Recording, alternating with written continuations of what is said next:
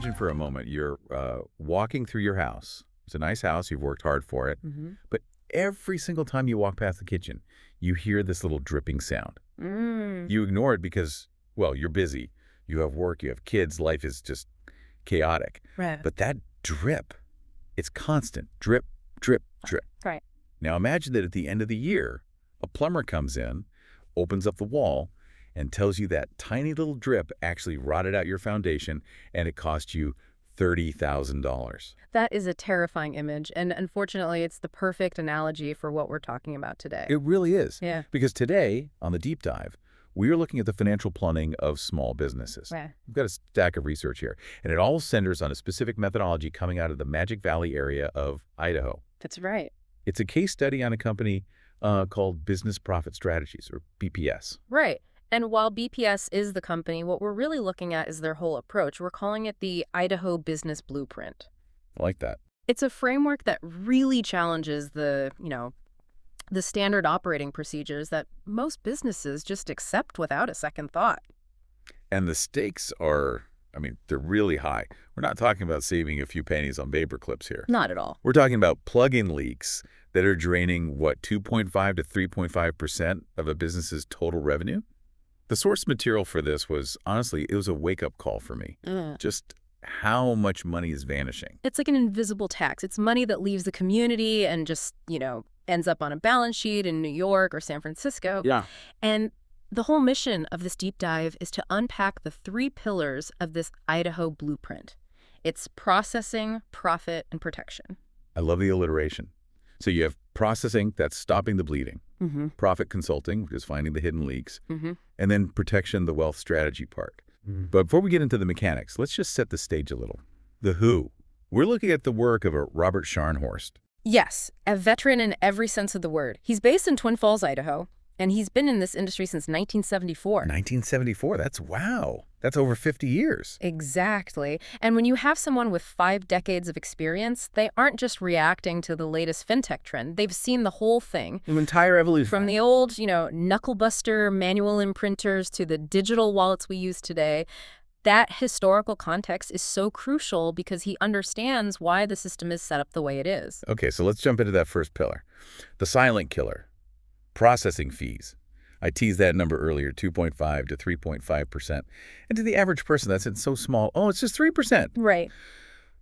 But when you apply that to a business's gross revenue, the math gets ugly. And it gets ugly fast. It gets very ugly. Let's look at the actual data from the source material. It pulls from the National Restaurant Association and Federal Reserve studies. Let's take a full-service restaurant. Okay, set the scene for me. So, picture a popular local spot. Good food, always busy on Friday nights.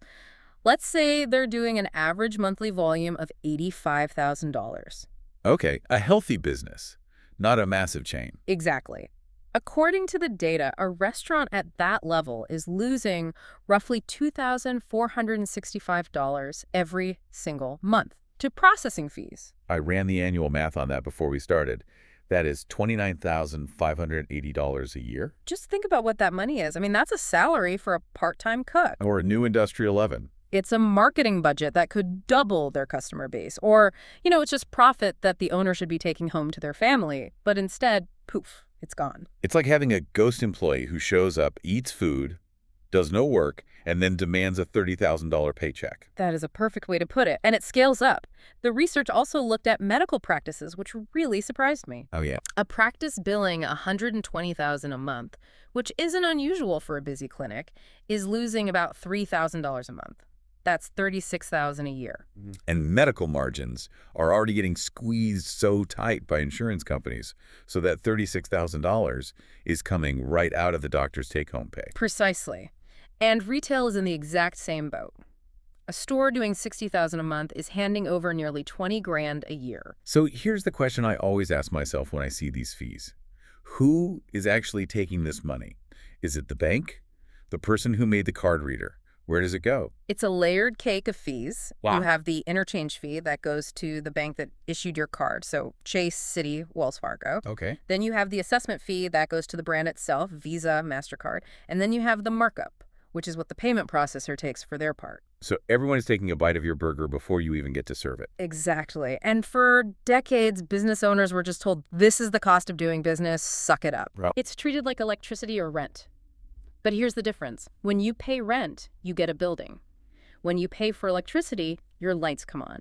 When you pay these fees, you're paying a huge premium for a transaction that technologically costs fractions of a penny to actually run. That is such a key distinction. It's an operational cost that just behaves like a tax. Ah. And that brings us to the solution. Pillar number 1 in the Idaho blueprint, zero-fee processing. Right.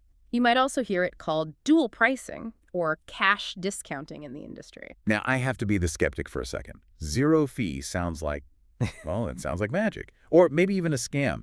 How do you make a fee that keeps the global banking system running just disappear? Well, you don't make it disappear from the ecosystem. You just change who's liable for it. You shift who pays it. Okay. The mechanism is actually really transparent. The business just displays two prices. There's a cash price, which is the normal sticker price, and then there's a card price. So the card price is a little bit higher. Slightly, yeah. It includes a small service fee.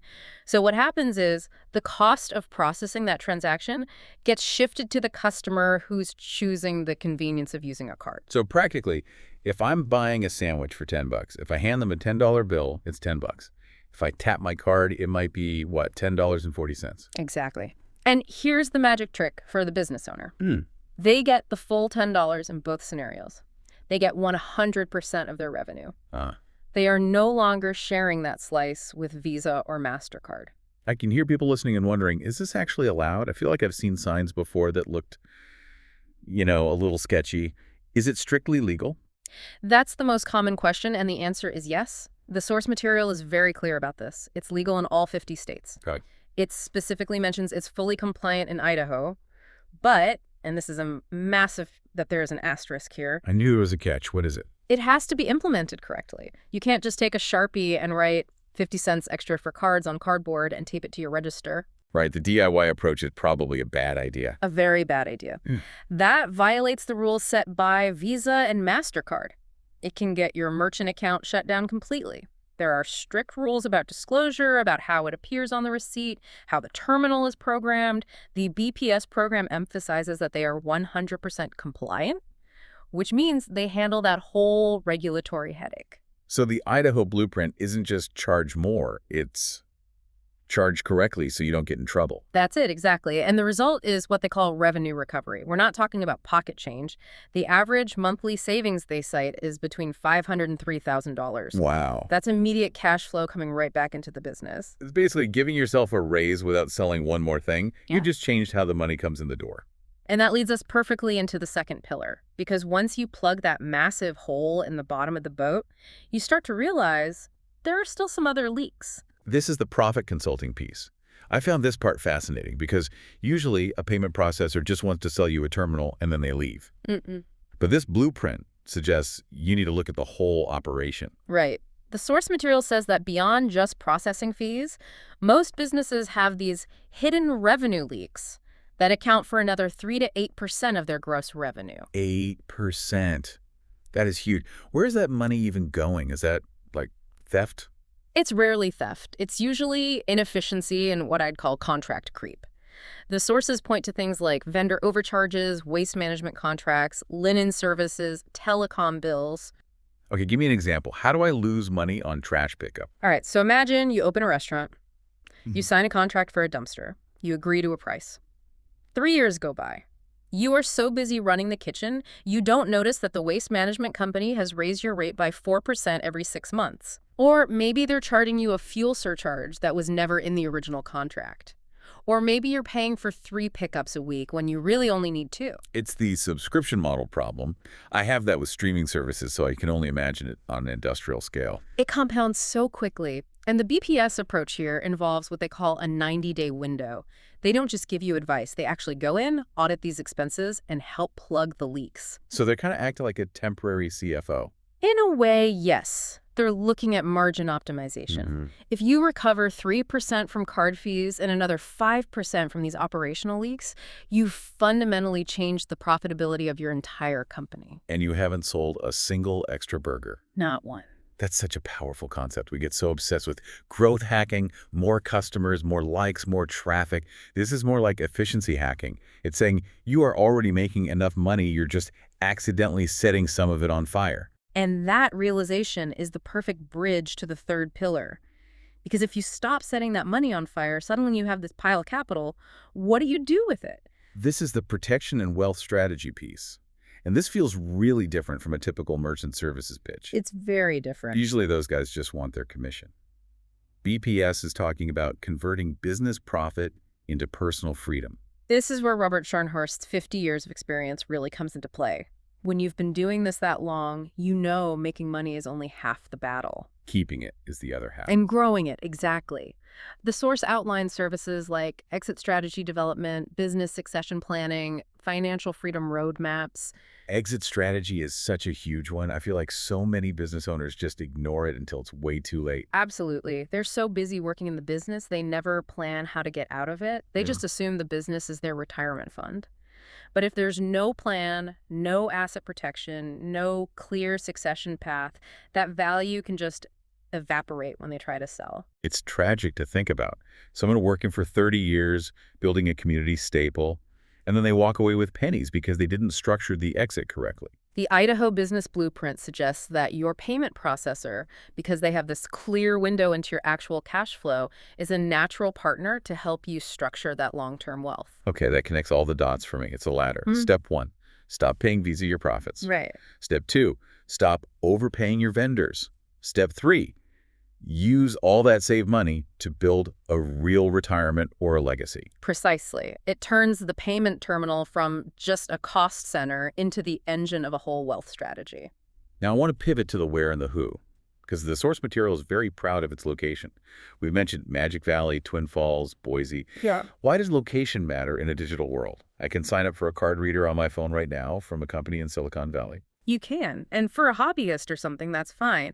But for a serious business, the Idaho difference, as they call it, is actually critical. The source has this comparison chart that's pretty damning for the big traditional processors. Okay, let's break that down. What's the main pain point with the big guys? Well, the first is the contract. Traditional processors often lock you into these 3 to 5 year agreements. If you try to leave early because the service is terrible, you get hit with what they call liquidated damages. It's a handcuff. It's basically a handcuff. BPS offers month-to-month contracts. That implies a lot of confidence. If I can fire you at the end of the month, you better be good at your job. Exactly. But the biggest factor is the local touch. They're based at 1031 Eastland Drive in Twin Falls. They serve the Magic Valley, and they offer on-site support. That really stood out to me. In a world of chatbots and, offshore call centers, the idea of someone actually coming to your store feels almost retro. It's not just retro. It's a logistical necessity. Imagine it's Friday night. You run a pizza place. The lobby is full. Suddenly your internet flickers and your credit card terminal just freezes. You can't take payments. That is the absolute nightmare scenario. You're losing hundreds of dollars an hour. So if you're with a national provider, you call an 800 number. You sit on hold for 40 minutes. You talk to someone who tells you to unplug it and plug it back in. And if it's broken? They'll mail you a new one. It'll arrive in 3 to 5 business days. Meanwhile, you're cash only for a week and all your customers are going down the street. Exactly. The source notes that BPS handles equipment setup and support on site.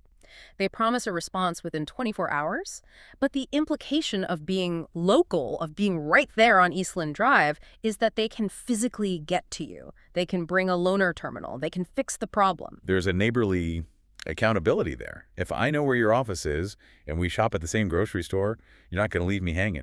It builds trust, and trust is the real currency of local business. When they say they handle staff training on site, that's huge too. Yeah. Teaching a 19-year-old server how to explain the cash discount to a customer so it doesn't sound rude, that requires a human touch. You can't learn that from a PDF. So the Idaho difference isn't just marketing fluff. It's a functional part of the whole blueprint. It is. It's the difference between a vendor and a partner. A vendor sends you a bill. A partner drives over to help you solve a problem. We have covered a lot of ground. It's interesting how we started with a simple credit card swipe and ended up talking about retirement planning, local economics, and vendor audits. It really shows that business is an ecosystem. You can't just fix one part in isolation. So let's bring this all back home. Let's recap the Idaho business blueprint for the listener who's trying to synthesize all this. Okay, so ideally it's a 3-step process. Step 1, zero-fee processing. Stop the bleeding. Legally pass that cost on to the consumer who chooses convenience. That recovers that 2.5 to 3.5%. Step 2, profit consulting. Tighten the ship. Use that 90-day window to audit your vendors and find that missing 3 to 8%. And step 3, protection and wealth strategy. Don't just spend the savings. Secure your future. Build an exit plan so you aren't working behind the counter until you're 90. And you wrap all of that in local, accessible support. It's logical progression. And for you, the listener, whether you run a restaurant, a medical practice, or you're just fascinated by how businesses actually work, the takeaway is pretty clear. There is money hiding in plain sight. That leads me to a final provocative thought to leave you with. We looked at the numbers. A single medical practice recovering $36,000 a year just by changing how they accept payments. Right. Now, zoom out. Think about a town like Twin Falls or wherever you are listening from. If you have, conservatively, 500 local businesses, and if each of them is losing an average of, say, $20,000 a year to these fees and inefficiencies. I'm doing the mental math. That is $10 million. $10 million a year. Leaving that one community.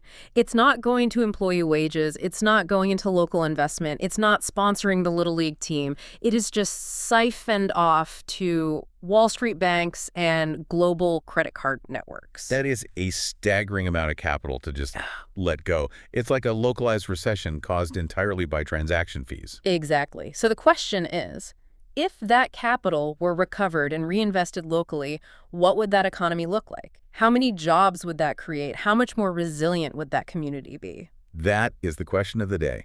So to the learner listening right now, take a look at your own expenses, business or personal. Where are your leaks? Because if the Idaho Business Blueprint teaches us anything, is that those leaks can be plugged and that money can build your future. Thanks for diving in with us. It was a pleasure. We'll see you on the next Deep Dive.